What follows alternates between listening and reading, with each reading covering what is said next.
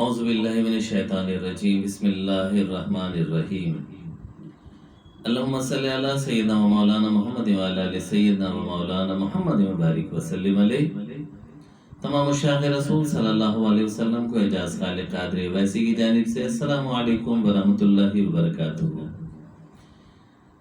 YouTube channel دیکھنے والے تمام ہی مشاق رسول صلی اللہ علیہ وسلم، تمام دیکھنے والے، چاہنے والے، محبت والے سب کو خوش آمدید کہتا ہوں، اور ساتھ ہی ایک خوبصورت اور ایک پیاری بات کے ساتھ آپ کے سامنے حاضر خدمت ہوا ہوں، اس دعا کے ساتھ کہ اللہ رب العزت یقیناً اچھی باتیں ہماری ایک دوسرے تک پہنچانا قبول فرما رہا ہے اور اسے ہمارے لیے نجات کا ذریعہ بھی بنا رہا ہے۔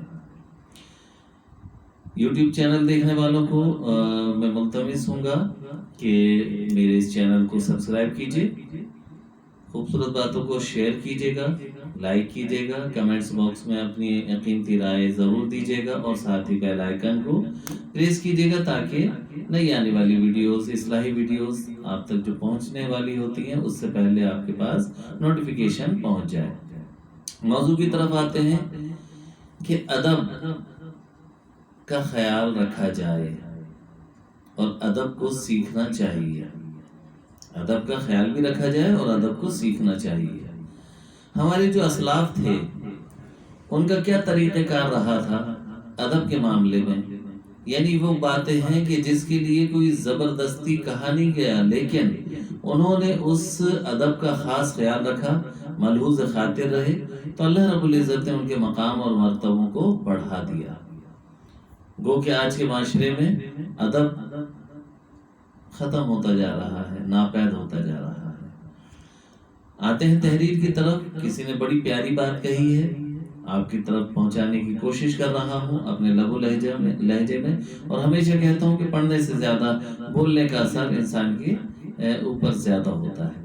بہرحال وہ ایک ڈاکٹر تھے، اکثر ایسا ہوتا کہ وہ نسخے پر ڈسپینسر کے لیے لکھ دیتے کہ اس مریض سے پیسے نہیں لینا، اور جب کبھی مریض پوچھتا کہ ڈاکٹر صاحب آپ نے پیسے کیوں نہیں لیے، تو وہ کہتے کہ مجھے شرم آتی ہے کہ جس کا نام صدیق، عمر، عثمان، علی یا خدیجہ یا عائشہ یا فاطمہ ہو تو میں اس سے پیسے لوں۔ ساری عمر انہوں نے خلفائے راشدین، امہات المومنین اور بنات رسول صلی اللہ علیہ وسلم کے ہم نام لوگوں سے پیسے نہیں لیے۔ یہ ان کی محبت اور ادب کا عجیب انداز تھا۔ حالانکہ وہ پیسے لیتے تو کوئی برائی بھی نہیں تھی، لیکن انہوں نے اپنے لیے ایک انداز اپنا لیا کہ یہ میرا ایک ادب کا انداز ہے۔ بہرحال اللہ رب العزت یقیناً دلوں کا حال جاننے والا ہے، اور عمل کا دار و مدار نیتوں پر ہوتا ہے، تو یقیناً اللہ رب العزت نے ان کے اس عمل کو پسند کیا۔ اسی طرح سے حضرت امام احمد بن حنبل رضی اللہ تعالیٰ عنہ نہر پر وضو فرما رہے تھے کہ ان کا شاگرد بھی وضو کرنے کے لیے وہاں پہنچ گیا، لیکن فوراً ہی اٹھ کھڑا ہوا اور امام صاحب سے آگے جا کر بیٹھ گیا۔ پوچھنے پر کہا کہ دل میں خیال آیا کہ میری طرف سے پانی بہہ کر آپ کی طرف آ رہا ہے، اور مجھے شرم آئی کہ استاد میرے مستعمل پانی سے وضو کریں۔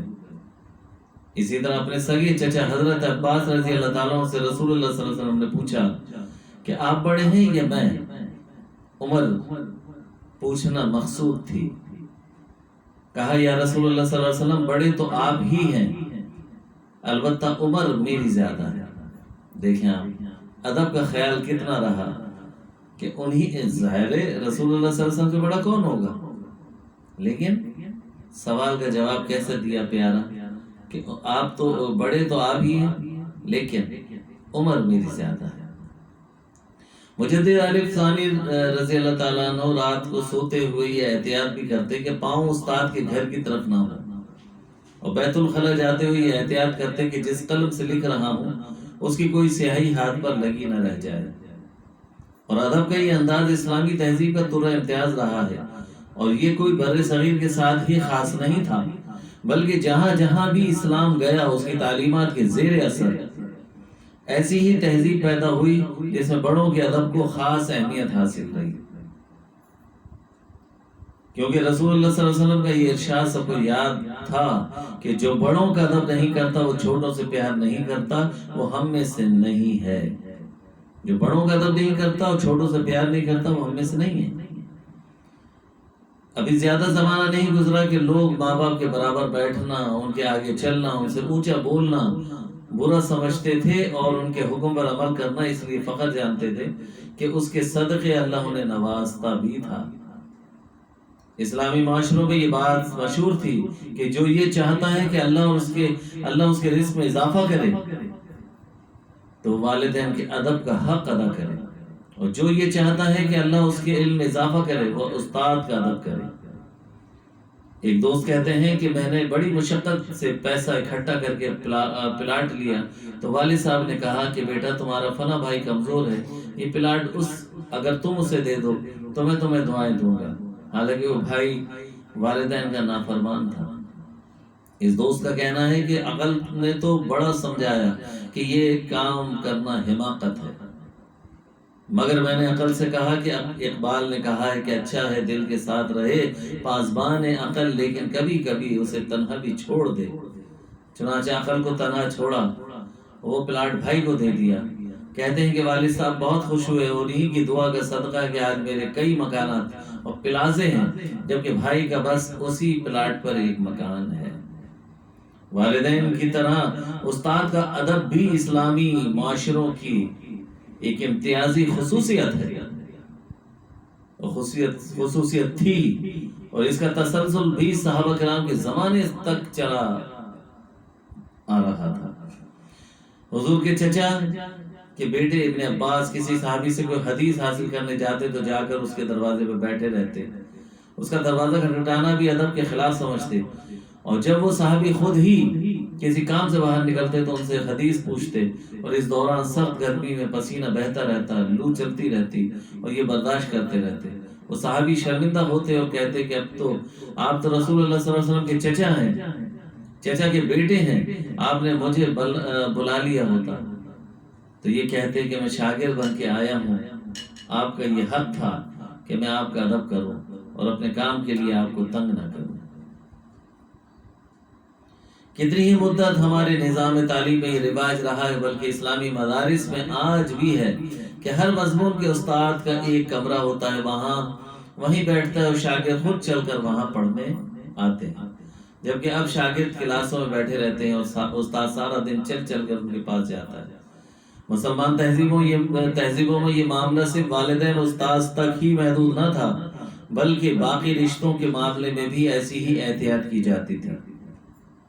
وہاں چھوٹا چھوٹا تھا اور بڑا بڑا، چھوٹا عمر بڑھنے کے ساتھ بڑا نہیں بن جاتا تھا بلکہ چھوٹا ہی رہتا تھا۔ ابن عمر جا رہے تھے کہ ایک بدو کو دیکھا، سواری سے اترے، بڑے ادب سے پیش آئے، اس کو بہت سا ہدیہ کیا۔ کسی نے کہا کہ بدو ہے، تھوڑے پہ بھی راضی ہو جاتا، آپ نے اسے اتنا عطا کر دیا۔ فرمایا کہ یہ میرے والد محترم کے پاس آیا کرتا تھا اور مجھے شرم آئی کہ میں اس کا احترام نہ کروں۔ اسلامی تہذیب کمزور ہوئی تو بہت سی باتوں کی طرح حفظ مراتب کی یہ قدر بھی اپنی اہمیت کھو بیٹھی۔ اب برابری کا ڈھونڈو، ہاں یہی بات، اب برابری کا ڈھونڈورا پیٹا جاتا ہے اور بچے ماں باپ کے برابر کھڑے ہوتے ہیں، شاگرد استاد کے برابر، جس سے وہ ساری خرابیاں در آئیں جو مغربی تہذیب میں موجود تھی۔ اسلام اور اس معاشرہ مساوات کا ہرگز قائل نہیں کہ جس میں گھوڑا اور گدھا برابر ہو جائے اور ابو بکر اور ابو جہل برابر ہو جائے۔ بہت پیاری بات کہہ دی ہے، بہت قیمتی بات کہہ دی ہے۔ اسلام اس مساوات کا ہرگز قائل نہیں کہ جس میں گھوڑا اور گدھا برابر ہو جائے اور ابو بکر اور ابو جہل برابر ہو جائے۔ اسلام کا یہ کہنا ہے کہ لاکھ زمانہ بدلے مگر ابو بکر رہے گا اور ابو جہل رہے گا، گھوڑا رہے گا، گدھا رہے گا، اس طرح استاد رہے گا اور شاگرد رہے گا، والد رہے گا، بیٹا رہے گا، سب کا اپنا اپنا مقام، اپنی جگہ ہے، ان کو ان کے مقام پر رکھنا اور اس کے لحاظ سے ادب و احترام دینا ہی تہذیب کا حسن ہے۔